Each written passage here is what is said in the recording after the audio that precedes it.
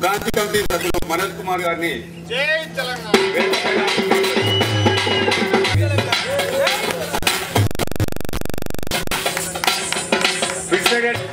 Assistant secretary కళా శంకర్ గారిని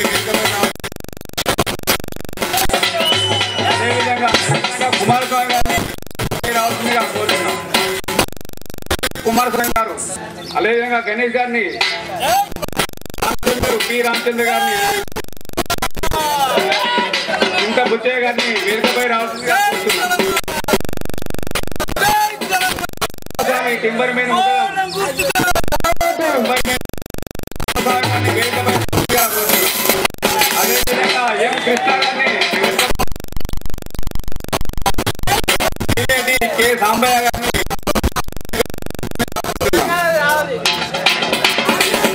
ముందుగా ఆనందరావు ఫ్యాన్ ఆపరేటరు వేదికపై రావాల్సిందిగా కోరుతున్నాం. ఎస్ మొండే మైనింగ్ సర్దార్ ఎస్ మొండే గారు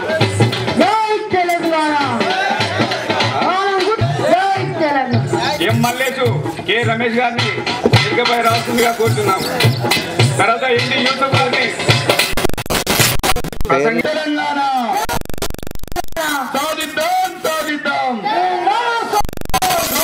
సోదరులందరికీ సభాధ్యక్షులు అప్పన్ శ్రీనివాస్ గారికి, మరి కేంద్ర కమిటీ నాయకులకు, బ్రాంచ్ కమిటీ నాయకులకు,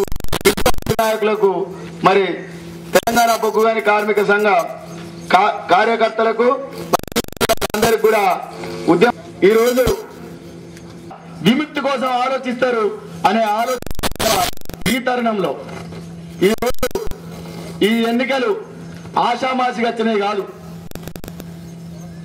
గతంలో అనేక సంఘాలుండే, ఆ సంఘాల వల్ల కంపెనీలో అశాంతి ఉన్నది అని సింగరేణి యాజమాన్యం ప్రభుత్వం ఒక ఆలోచనకు వచ్చింది. 72 ఎలక్షన్లు సంఘాలు ఈ ఎలక్షన్ల కంటే ముందుండేవి. ఈరోజు కేవలం ఒక 15 సంఘాలు ఈ ఎలక్షన్ లో పోటీ చేస్తున్నాయి. అంటే 72 సంఘాలున్న సంఘాలు ఈరోజు 15 కుదించబడ్డాయి. ఈరోజు అంటే ఎలక్షన్ల వాతావరణానికి, ఎలక్షన్ల ప్రచారానికి చేయగలిగే సత్తా ధైర్యం ఉన్న సంఘాలు 15గా పడుతున్నాయి. అంటే ఎలక్షన్లు వచ్చిన తర్వాత అనేక సంఘాలు మారిపోయి, ఎలక్షన్ లేకముందు మనకేదన్నా చిన్న సమస్య అయితే ఏదో ఒక సంఘం వచ్చి మా సమస్యను పరిష్కరిస్తుందనే ఆశ, ఆకాంక్ష ఉండే. ఎలక్షన్లు వచ్చిన తర్వాత గెలిచిన సంఘమే మాట్లాడాలి, సమస్యను పరిష్కరించాలి అనే కోడ్ ఆఫ్ డిసిప్లిన్ ఈ కార్మిక సంఘాలు, యజమాన్యం, ప్రభుత్వం ఒక అగ్రిమెంట్ కు రావడం వల్ల ఈరోజు ఎలక్షన్లకు అంత ప్రాముఖ్యత.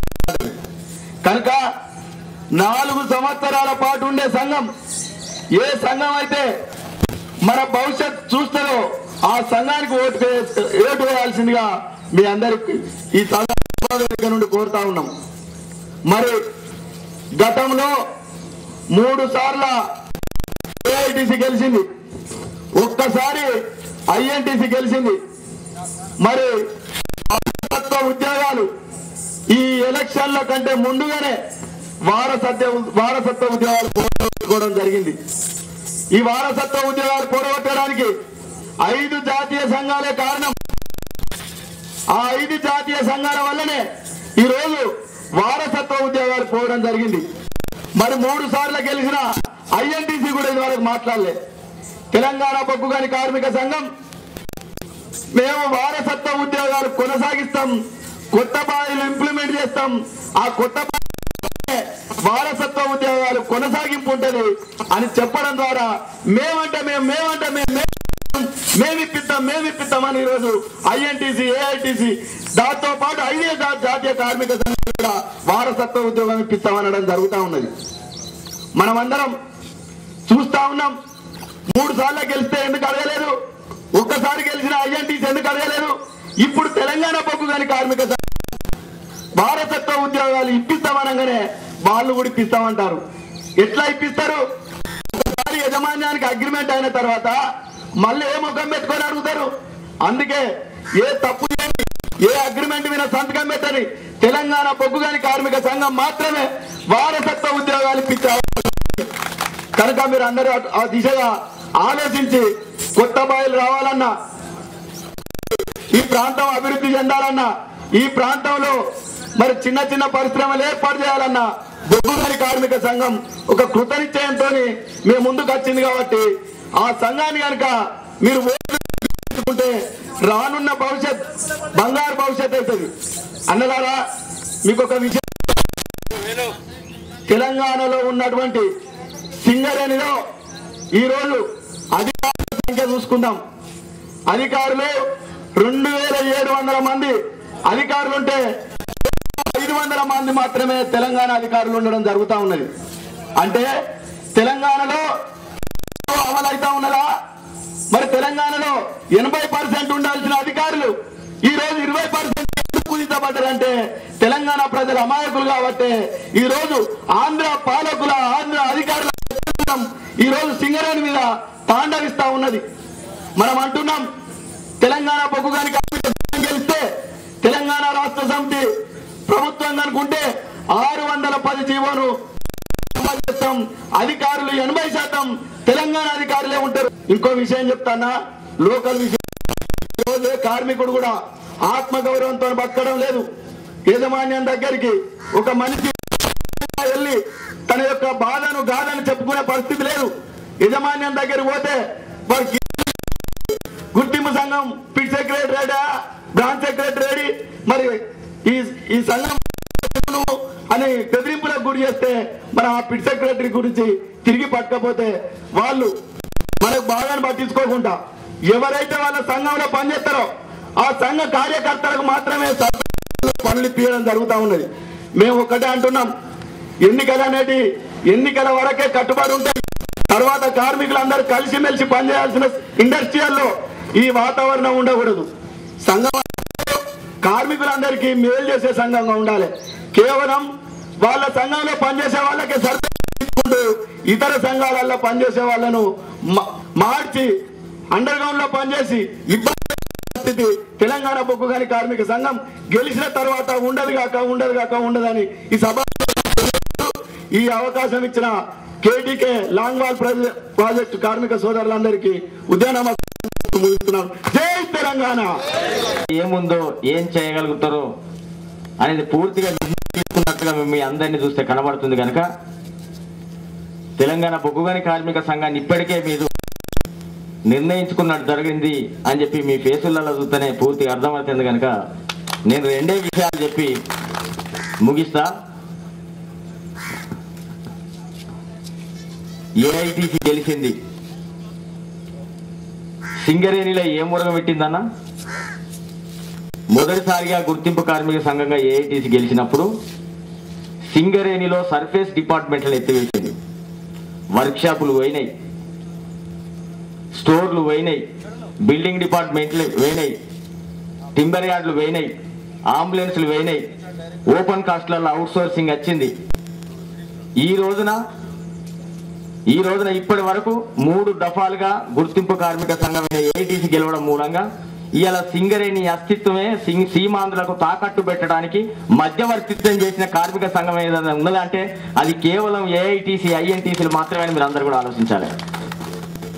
పెద్దలు గౌరవనీయులు ప్రొఫెసర్ జయశంకర్ గారు తన జీవితం అంతా కూడా తెలంగాణ ఉద్యమానికి త్యాగం చేసి అతడు అమలు కావడం జరిగింది. పెద్దలు జయశంకర్ గారు జనవరి 27, 2003 సంవత్సరంలో తెలంగాణలో ఉన్న అతిపెద్ద సంస్థ, ఈ తెలంగాణ యువతకు ఉపాధినిచ్చే సంస్థ ఏదైనా ఉన్నది అంటే అతి గొప్ప పరిశ్రమ, అతి గొప్ప ఉపాధి సంస్థ అది సింగరేణిని సీమాంధ్ర నాయకులు దోచుకుంటారు.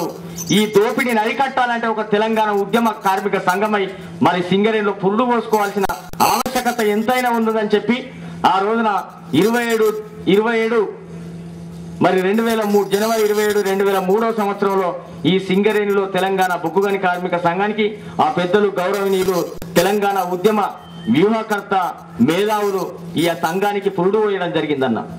అప్పటి నుంచి ఇప్పటి వరకు 4 జిల్లాల్లో ఉన్న కార్మిక వర్గాన్ని అంతా కూడా ఐక్యం చేసి తెలంగాణ రాష్ట్ర ఏర్పాటుతోటే సింగరేణికి రక్షించుకోగలుగుతాం. ఇక్కడున్న ఖనిజ సంపద అంతా కూడా ఈ ప్రాంతానికి వినియోగించుకోగలుగుతాం. తద్వారా ఇక్కడున్న యువతకు ఉపాధి మార్గాలను ఏర్పాటు చేసుకోగలుగుతాం అనే ఉద్దేశంతో ఓపెన్ కాస్ట్లకు వ్యతిరేకంగా అనేక పోరాటాలు పెద్దల నాయకత్వంలో చేయడం జరిగిందన్న.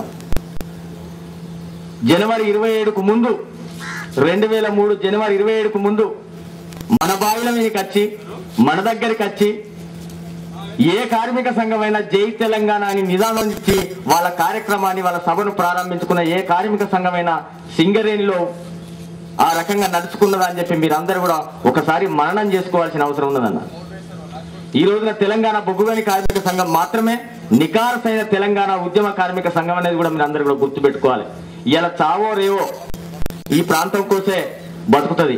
ఇలా చావో రేవో మీ అందరిని అభివృద్ధి కోసమే ఈ తెలంగాణ బొగ్గుగని కార్మిక సంఘం ఉంటది. రేపు ఆపద వచ్చినా సంపద వచ్చినా తెలంగాణ బొగ్గుగని కార్మిక సంఘం ఈ సింగరేణి కార్మిక హక్కుల పరిరక్షణ కోసం మీ వెంట ఉండి పోరాటం చేస్తుందని చెప్పి మీరందరూ కూడా ఒకసారి గుర్తుపెట్టుకోవాల్సిన అవసరం ఉన్నదన్న. ఇలా ఎన్నికలు వచ్చిందంటే చాలు నేను సూటిగా ఏఐటీసీ ఐఎన్టీసీ నాయకులను సూటిగా ఈ వేదిక ద్వారా ప్రశ్నిస్తా ఉన్నాం. సుదీర్ఘ కాలంగా సింగరేణి కార్మికుల మీద భారతదేశ బొగ్గు రంగ పరిశ్రమల మీద ఆధిపత్యం చెలాయించిన ఈ నాయకులు ఇవాళ గొర్రెల మంచుడు ఏందన్నా, ఇవాళ మందు మంచుడు ఏందన్నా, నువ్వు కార్మికులకు అనేక హక్కులు సాధించి పెడితివి, మరి కార్మికులు మిమ్మల్ని గుండెల్లో చూసుకుంటారు. ఈ గుండెల్లో చూసుకున్న తర్వాత మీరు మందుల మంచుడేంది, ఈ గొర్రెల మంచుడేంది, ఈ మేకల మంచుడేంది, మీరు ఈ రకంగా కార్మికుడికి ఇంటింటికి పోయి డబ్బులు మంచడం ఏంది అంటే ఈ కార్మిక వర్గాన్ని ఇంతకాలం మోసం చేసిర్రు. మీకు గుణపాఠం చెప్పడానికి సిద్ధంగా ఉన్నారు కనుక మత్తులో ముంచైనా కూడా ఓట్లను దండుకునే ప్రయత్నం కాదా అని చెప్పి మీరందరూ కూడా ఆలోచించాలన్న. ఇవాళ తెలంగాణ బొగ్గుగని కార్మిక సంఘం ఏ కార్మికుడు కూడా ఏమార్చది. నికాల్స మీ యొక్క ఆకాంక్షలకు అనుగుణంగా తెలంగాణ బొగ్గుగని కార్మిక సంఘం నడుచుకుంటుంది. ఎలాంటి అవినీతి కార్యక్రమాలను అనుకూలంగా జరపది, మరి దానికి అనుకూలంగా నడవడికంగా నడుచుకోదు. నికాల్స్గా నిజాయితీగా తెలంగాణ బొగ్గుగని కార్మిక సంఘం మీ మనోభావాలకు అనుగుణంగా నిజాయితీగా ఈ సంఘంలో ఉన్న ప్రతి కార్యకర్త నుంచి నాయకుని వరకు మరి పారదర్శకంగా నడుచుకుంటారనే విషయాన్ని మీరు అందరూ కూడా గుర్తుపెట్టుకోవాలని చెప్పి ఈ వేదిక ద్వారా మీకు విజ్ఞప్తి చేస్తూ, ఇలా మోసపోతే గోసపడతాం, గోసపడితే సింగరేణి అస్తిత్వాన్ని కోల్పోవడం జరుగుతుంది. సింగరేణి అస్తిత్వాన్ని కోల్పోవడం మూలంగా మనమంతా కూడా అనాదరం పాలవుతాం కనుక ఈ సింగరేణిని రక్షించుకోవటానికి తెలంగాణ ఉద్యమాన్ని సింగరేణిలో కాపాడుకోవటానికి మనందరం కూడా బాణం గుర్తుకు ఓటేసి గెలిపించుకోవాల్సిన బాధ్యత ప్రతి ఒక్క సింగరేణి పౌరుని పైన ఆధారపడుతుందని చెప్పి మీరందరూ కూడా మీ అందరూ కూడా విజ్ఞప్తి చేయడం జరుగుతూ ఉంది. అంతేకాకుండా ఇలా 35 రోజుల సకల జనుల సమ్మె 25,000 రూపాయల అడ్వాన్స్ అన్న. తెలంగాణ రాష్ట్ర సమితి అధ్యక్షులు ఆ రోజుల సకల జనుల సమ్మె పోయే ముందు ఏదైతే సింగరేణి కార్మికులు పోరాటం చేస్తారో ఆ పోరాటంలో నష్టపోయిన కార్మికులందరూ కూడా రేపు తెలంగాణ రాష్ట్ర ఏర్పాటు జరగగానే స్టేట్ గవర్నమెంట్ ప్రతిపాదన ద్వారా మనిషికి ఒక కార్మికులకు ఇంక్రిమెంట్ ఇవ్వడం జరుగుతుందని చెప్పి ఆ రోజే హామీ ఇవ్వడం జరిగిందన్న. అట్లనే ఈ జరిగిపోయిన నష్టపోయిన ఈ జీతాన్నంతా కూడా మరి తిరిగి చెల్లించడం జరుగుతుందనే విషయాన్ని కూడా ఆ రోజే బహిర్గతం చేయడం జరిగిందన్న. సింగరేణి కార్మికులకు 35 రోజుల సమ్మె అనంతరం 25,000 రూపాయల అడ్వాన్సును ఈ సింగరేణి యాజమాన్యం రాష్ట్ర ప్రభుత్వంతో తెలంగాణ రాజకీయ జేఏసీ కోదండరాం గారి నాయకత్వంలో సింగరేణి జేఏసీ మునీర్ గారి నాయకత్వంలో ఈ ప్రభుత్వాన్ని యాజమాన్యం ఒప్పించి ఆ రోజున మనం 25,000 రూపాయలు తీసుకోవడం జరిగిందని. ఈ 25,000 మాఫీ చేయాలని చెప్పి తెలంగాణ బొగ్గుగని కార్మిక సంఘం మొదటి నుంచి డిమాండ్ చేస్తుంది యాజమాన్యాన్ని, ప్రభుత్వాన్ని. మన ఎమ్మెల్యేల ద్వారా సింగరేణి యాజమాన్యం సింగరేణి కాలనీ చైర్మన్ గారిని కలవడం జరిగింది ఈ 25,000 మాఫీ కోసం. ఆ తర్వాత తెలంగాణ తరఫున మనకు డిప్యూటీ సీఎంగా ఉన్న రాజనరసింహ గారిని కూడా మన ఎమ్మెల్యేలు మన తెలంగాణ బొగ్గుగని కార్మిక సంఘం ఈ మాఫీ కోసం కలవడం జరిగింది. అంతేకాకుండా ఈ రాష్ట్ర ముఖ్యమంత్రి కిరణ్ కుమార్ రెడ్డి గారిని కూడా కలిసి 25,000 మాఫీని సింగరేణి కార్మికులు చేయాలని చెప్పి తెలంగాణ బొగ్గుగని కార్మిక సంఘం డిమాండ్ చేసింది. ఎందుకు ఏ రకంగా డిమాండ్ చేసిందంటే 35 రోజుల సకల జనుల సమ్మెలో జరిగిన నష్టాన్ని సింగరేణి కార్మికులు ఆ సంస్థకు ఉత్పత్తి రూపంలో మరి కూర్చిపెట్టిరు కనుక ఖచ్చితంగా లాభాలకి వెళ్ళి సబ్సిడీగా 25,000 రూపాయలు కార్మికులకు మాఫీ చేసి మరి కార్మికులకు మరి 9వ వేజ్ బోర్డుకు సంబంధించిన బకాయిలను 100% చెల్లించాలని చెప్పి డిమాండ్ చేయడం జరిగింది. ఇవాళ రైతులకు రుణాలు ఇచ్చి మాఫీ చేస్తున్నాం, అట్లనే మన లోన్లు ఇచ్చి మాఫీ చేస్తారు. ఈ సింగరేణి కార్మికులు ప్రకృతి విరుద్ధంగా పనిచేస్తారు. మరి కంపెనీ ఉత్పత్తి నష్టపోతే ఆ కంపెనీలో నష్టపోయిన ఉత్పత్తిని కార్మికులు తీసుకొచ్చారు కనుక ఖచ్చితంగా ఈ యొక్క రుణమాఫీ కింద ఈ సబ్సిడీ కింద 25,000 రూపాయల మాఫీని కూడా చేయాలని చెప్పి తెలంగాణ బొగ్గు కార్మిక సంఘం ప్రతిపాదించింది, డిమాండ్ చేసింది. మరి పెద్దలు నాయకత్వంలో ప్రభుత్వం పైన ఒత్తిడి తీసుకొచ్చింది. ఇవాళ ఏఐటీసీ గుర్తింపు కార్మిక సంఘం ఎన్నికలు మొదలైన తర్వాత ఎవరికి చెప్పి ఏ రాజకీయ జేఏసీకి చెప్పి ఇవాళ దొంగసాటున ఎవరికి తెలియకుండా 7 తారీఖు రోజే కోర్టుకు పోయిందన్న. కోర్టుకు పోయి ఇవాళ పైసలు ఇస్తే 25,000 రూపాయలు యాజమాన్యం కట్ చేసుకుంటే మాకు ఓట్లు పడాయని చెప్పి 25 ఏదైతే ఎన్నికల తర్వాత మీరు జీతాలలోకి వెళ్ళి పద్దుల వల్ల రికవర్ చేసుకోవాలని చెప్పి ఇవాళ యాజమాన్యం దగ్గరికి ఏదైతే కోర్టుకు పోయి యాజమాన్యానికి ప్రతిపాదించిందన్న. 15వ తారీఖు వస్తామనుకున్న ఏరియల్స్ ఇవాళ రాకుండా పోయినాయి. మన పిల్లల చదువుల కోసం ఆ డబ్బులు వినియోగించుకుందామన్న కార్మికులంతా కూడా మరి ఆశతో ఎదురు చూస్తున్నారని నీళ్లు చల్లే ప్రయత్నం చేసింది ఏఐటీసీ గుర్తింపు కార్మిక సంఘం. ఏరియల్ సాగుడుతోటే తెలంగాణ బొగ్గు కార్మిక సంఘం హుటాహుటిన సింగరేణి కాలేజ్ చైర్మన్ గారిని కలవడం జరిగింది. వెంటనే 9వ వేజ్ బకాయిలను మరి 25,000 రూపాయలు మాఫీ చేసుకోకుండా సింగరేణి కార్మికులకు చెల్లించాలని చెప్పి పదే డిమాండ్ చేయడం జరిగిందన్న. ఇది కలిసిన తర్వాత ఏఐటీసీ నాయకులు ఇలా తెలంగాణ బొగ్గు కార్మిక సంఘం చేయబట్టే ఇవాళ 9వ వేజ్ బకాయిలు ఆగినాయని చెప్పి ఇవాళ తెలంగాణ బొగ్గు కార్మిక సంఘాన్ని బదనాం చేసే ప్రయత్నం చేస్తుంది, మిమ్మల్ని నమ్మబలికిచ్చే ప్రయత్నం చేస్తుందని చెప్పి కానీ మీ అందరికీ కూడా విజ్ఞప్తి చేస్తా ఉన్నాం. అసలు విషయం చెప్తా, ఇవాళ గుర్తింపు కార్మిక సంఘంగా ఏఐటీసీకి వెళ్తే 25,000 సకల జనుల సమ్మె అడ్వాన్స్ మాఫీ చేస్తామని చెప్పి కార్మికులకు మొన్నటి దాకా చెప్పినావు. మరి చెప్పిన ఈ నాయకుడిని చెప్పిన ఈ సంఘం 25,000 రూపాయలను పద్దుల వల్ల కార్మికుల జీతాలకి వెళ్ళి రీకవరీ చేయాలని చెప్పి యాజమాన్యానికి ఏ రకంగా ప్రతిపాదించామని చెప్పి ఈ సభాముఖంగా ఏఐటీసీ నాయకులను విమర్శిస్తా ఉన్నాం. ఇవాళ కార్మికుల దగ్గర వచ్చి చెప్పేది ఒకటి, యాజమాన్యం దగ్గర చేసేది ఒకటి. ఇదాని కమ్యూనిస్ట్ నీతి అని చెప్పి ఏఐటీసీ నాయకులను మేము ప్రశ్నిస్తా ఉన్నాం. ఇవాళ ప్రైవేటీకరణకు వ్యతిరేకంగా, కాంట్రాక్టీకరణకు వ్యతిరేకంగా రాజీ లేని పోరాటం చేస్తామని చెప్పి ఎన్నికల మేనిఫెస్టోలో పెట్టుకున్నాం. ఈ గడ్డ మీద ఉన్న కేటీకే 18 లైన్ లాంగ్వేజ్ ప్రాజెక్టు రేపు హిందూజా కంపెనీ పూర్తిగా హస్తగతం చేసుకోబోతుంది. ఎందుకు నువ్వు రాజీ లేని పోరాటం చేయవు అంటే మన దగ్గర చెప్పేది ఒకటి, యాజమాన్యం దగ్గర అగ్రిమెంట్ చేసుకునేది ఒకటి. ఇట్లా అనేక అంశాల మీద లోపాయికారి ఒప్పందాలు గుర్తింపు కార్మిక సంఘమైన ఏఐటీసీ చేసుకుంటుంది కనుక అది కమ్యూనిస్టు సంఘం కాదు, అది కాలం చెల్లిన కమ్యూనిస్టు కనుక దాన్ని పాతన పెట్టాల్సిన అవసరం మన కార్మికులందరి పైన ఉన్నదని చెప్పి మీ అందరికి విజ్ఞప్తి చేస్తా ఉన్నాం. కాలం చెల్లిన సిద్ధాంతాలతోటి ఇవాళ కమ్యూనిస్టులు ముందరికి వస్తున్నారు. కాలం చెల్లిన సిద్ధాంతాలు మన దగ్గరికి రానియద్దని చెప్పి మీ అందరికి విజ్ఞప్తి చేస్తూ ఆ పెద్దలు గౌరవనీయులు మరి కొమరయ్య గారు ఉన్నట్టయితే అతని ఆత్మ ఇప్పటి నుంచో ఘోషిస్తుంది వీళ్ళని చూస్తుంటే. నిజమైన కమ్యూనిస్టులు కాదు వాళ్ళు, ఇలా చీడ పురుగులుగా తయారేసి అతని మనోభావాలను మరి వాడుకుంటూ ఇవాళ పబ్బం గడుపుకునే ఏఐటీసీ నాయకులు వారికి గుణపాఠం చెప్పాలని చెప్పి మీ అందరికి పేరు పేరున విజ్ఞప్తి చేస్తూ మరి టైం ఇప్పటికే బాగా అయిపోయింది కనుక మరొకసారి వచ్చినప్పుడు పూర్తి వివరాలు కూడా ఇవాళ రేపు 24వ తారీఖు రోజున తెలంగాణ రాష్ట్ర సమితి ఎమ్మెల్యే తారక రామారావు గారు మరి భూపాలపల్లికి విచ్చేస్తున్నారు కనుక 10 గంటలకు కేటీకే 18 లైన్ కార్మికులందరూ కూడా మరి తెలంగాణ బొగ్గు కార్మిక సంఘం ఆఫీస్ దగ్గరికి వచ్చినట్టయితే ఆదివారం రోజున పూర్తి కార్యకర్తల సమావేశం, కార్మికుల సమావేశం ఉంటుంది కనుక ఆ పూర్తి విషయాలు కూడా ఆ జనరల్ బాడీ సమావేశంలో మాట్లాడుకోవడం జరుగుతుంది కనుక మీరందరూ కూడా తప్పకుండా రేపు ఆదివారం రోజున ఉదయం 10 గంటలకు అందరూ కూడా రావాలని చెప్పి కోరుతూ నాకు ఈ అవకాశం ఇచ్చిన మిత్రులందరూ కూడా ధన్యవాదాలు తెలియజేస్తూ ఇవాళ ఒక్క విషయం స్పష్టంగా చెప్తాను మీకు. ఒకటి, ఇక్కడ కేటీకే 18 లైన్లో పనిచేస్తున్న శ్రీపతి శంకర్ అనే ఒక ట్రామర్